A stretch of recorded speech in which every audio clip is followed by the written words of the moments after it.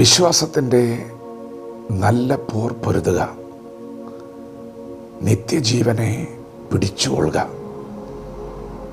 അതിനായി നീ വിളിക്കപ്പെട്ട് അനേകം സാക്ഷികളുടെ മുൻപാകെ നല്ല സ്വീകാര്യം കഴിച്ചുവല്ലോ.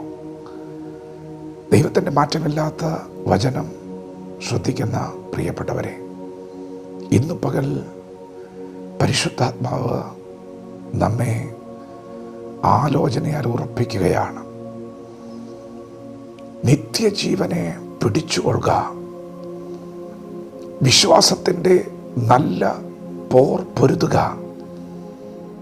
നീ വിളിക്കപ്പെട്ടിരിക്കുന്നത് പോലും നിത്യജീവന് വേണ്ടിയാണ്.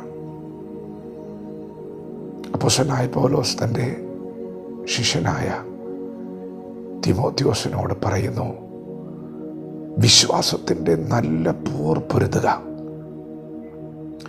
നിത്യജീവനെ പിടിക്കുക.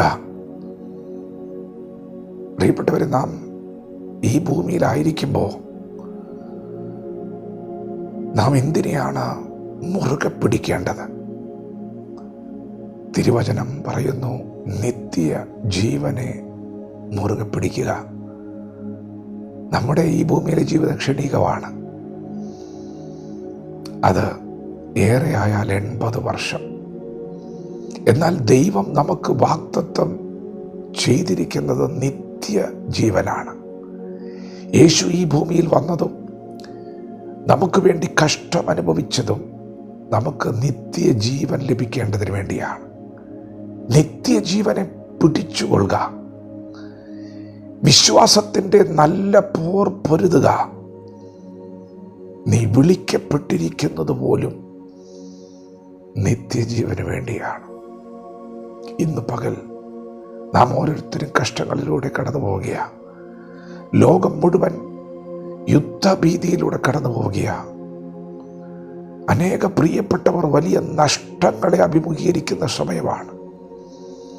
ക്ഷാമം ലോകത്തെ മുഴുവൻ ബാധിക്കുന്ന സമയമാണ്.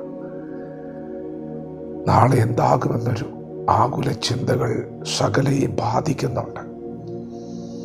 ഇന്ന് പകലും അനേകർ ഭാരങ്ങളെ ചുമക്കുകയാണ്.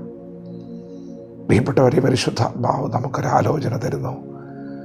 ഭാരപ്പെടണ്ട, നിത്യജീവനെ പിടിച്ചുകൊള്ളുക, വിശ്വാസത്തിൻ്റെ നല്ല പോർ പൊരുതുക. നമ്മുടെ പൗരത്വ സ്വർഗത്തിലാണ്.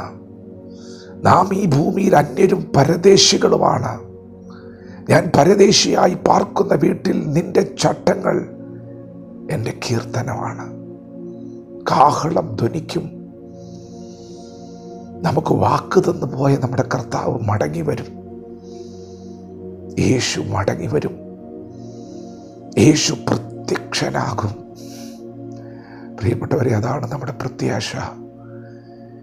ഈ ഭൂമിയിൽ ഇനി കഷ്ടങ്ങൾ ഏറി വരികയാ, യുദ്ധങ്ങൾ ഏറി വരികയാ, ക്ഷാമങ്ങളും ഭൂകമ്പങ്ങളും ഒക്കെ ഏറി വരികയാ. എന്നാൽ ദൈവം നമുക്ക് നൽകിയൊരു പ്രത്യാശയുണ്ട്, ഞാൻ മടങ്ങി വരും. എന്താണ് നമ്മുടെ പ്രത്യാശ? യേശു മടങ്ങി വരുമ്പോൾ മർത്യമായ ഈ ശരീരം അമർത്യതയെ ധരിക്കും, ക്ഷയമുള്ള ഈ ശരീരം അക്ഷയതയെ ധരിക്കും. തേജസ്സുള്ള വാടാത്ത കിരീടം ദൈവം നമുക്ക് തരും. തേജസ്സുള്ളൊരു ശരീരം ദൈവം നമുക്ക് തരും. കണ്ണുനീരില്ലാത്ത, ദുഃഖമില്ലാത്ത, മുറവിളിയില്ലാത്ത, മരണമില്ലാത്ത ഒരു വീട്ടിലേക്ക് നാം പ്രവേശിക്കും. പ്രിയപ്പെട്ടവരെ, അവിടെ കഷ്ടതയില്ല. ദൈവം നമുക്ക് വേണ്ടി ഒരുക്കിയിരിക്കുന്നതാ. അത് നിത്യമാ. അതിലേക്ക് നാം പ്രവേശിക്കാൻ പോവുകയാ. അതിനുവേണ്ടിയാ ദൈവം നമ്മെ വിളിച്ചത്.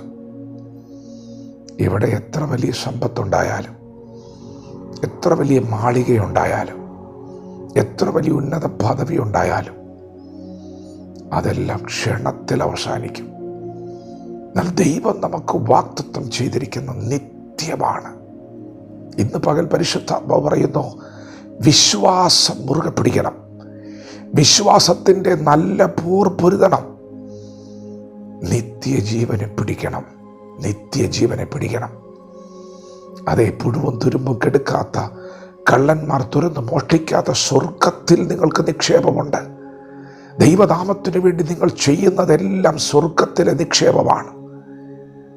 ദൈവനാമത്തിൽ നിങ്ങൾ കുടിക്കാൻ കൊടുക്കുന്ന ഒരു ഗ്ലാസ് വെള്ളം പോലും സ്വർഗത്തിൽ നിക്ഷേപമാണ്. പ്രിയപ്പെട്ടവരെ, യേശുവിൻ്റെ നാമത്തെ ഉയർത്തണം, സുവിശേഷം പറയണം. നിങ്ങളുടെ നാവിൽ ജീവനിരിക്കുകയാണ്. നിങ്ങളുടെ ദേശത്തോട് വിളിച്ചു പറയണം, അയൽവാസികളോട് പറയണം, കൂട്ടുകാരോട് പറയണം. സമയം വളരെ കുറവാണ്. അവരൊക്കെ ദൈവത്തെ അറിഞ്ഞില്ലെങ്കിൽ നാശത്തിൻ്റെ പാതയിൽ തന്നെയാണ്. മറ്റൊരുത്തനും രക്ഷയില്ല. രക്ഷിക്കപ്പെടുവാൻ ആകാശത്തിൻ്റെ കീഴിൽ മനുഷ്യരുടെ ഇടയിൽ നൽകപ്പെട്ട യേശു ക്രിസ്തു എന്ന നാമമല്ലാതെ ഒരു നാമമില്ല. യേശുവാണ് നമ്മുടെ പാപം ചുമന്നത്. യേശുവാണ് ലോകരക്ഷകൻ. പ്രിയപ്പെട്ടവരെ, ഇത് അന്ത്യ നാഴികയാണ്. സമയം തക്കത്തിൽ ഉപയോഗിക്കണം. ദേശത്തിന് വേണ്ടി പ്രാർത്ഥിക്കണം. ദേശത്തോട് സുവിശേഷം വിളിച്ചു പറയണം. കർത്താവിൻ്റെ വരവ് വളരെ അടുത്തിരിക്കുകയാണ്. സമയം തക്കത്തിൽ ഉപയോഗിക്കാം. വിശ്വാസത്തിൻ്റെ നല്ല പോർപൊരുതാം. നിത്യജീവനെ പിടിക്കാം. അതിനായിട്ടാണ് നാം വിളിക്കപ്പെട്ടത്. വചനത്തോട് പ്രതികരിക്കാം. ദൈവം നമ്മെ ഓരോരുത്തരെയും പകൽ അനുഗ്രഹിക്കുമാറാകട്ടെ. ആമേൻ.